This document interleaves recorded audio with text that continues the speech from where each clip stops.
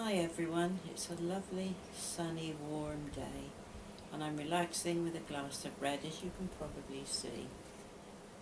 I'm going to read now another 3 poems today for any friends of my family that might be listening. And it's really all about 3 men in my life. And the first one was in my life at the time, only of course on the television and in films. And it was Norman Wisdom. So this poem I called Norman. The greatest attribute anyone can have is the gift of making people laugh. Like that funny man, dear Norman Wisdom. Not many can follow up that same path. His face he contorts in hundreds of ways. The enthusiasm is 100%. Just watching, I double up laughing. Though all in good fun, he looks like it's meant. Every movement he does from his head to his toe seems to show each emotion he feels. He chuckles out loud or sobs deep within. It's not just for children this comic appeals. Male or female, whatever their age, can't fail to be enchanted by him. One moment a man, mostly a mouse, and yet in the end we love him to win. Thank you, Norman, for the joy that you bring.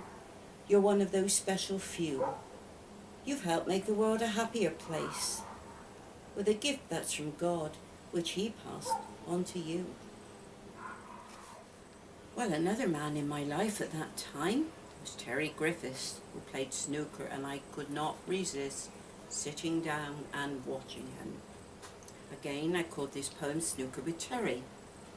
My favourite pastime in winter is to relax with a nice cup of tea, pull my chair in close to the fireside and watch snooker on the TV. Terry Griffiths is the favourite for me. More handsome a fellow I've yet to find. Following closely behind is Cliff Thorburn. To watch them in person I really wouldn't mind. I try to keep my mind on the snooker. For Terry I really could fall. With bated breath I watch him in action, hoping he'll pot to the very last ball.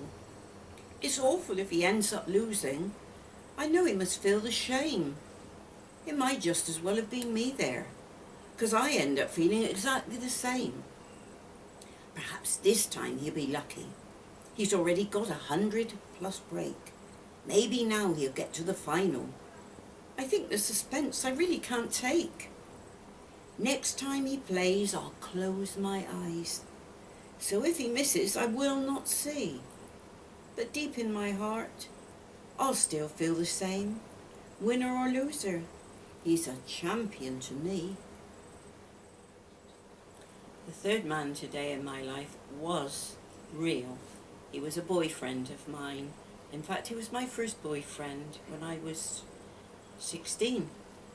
And I remembered him with affection. And so I called this poem, Oh Yes, He Was Special. I met my first love when I was 16. Named Dennis, he was handsome with dark wavy hair. I remember I met him at a fairground.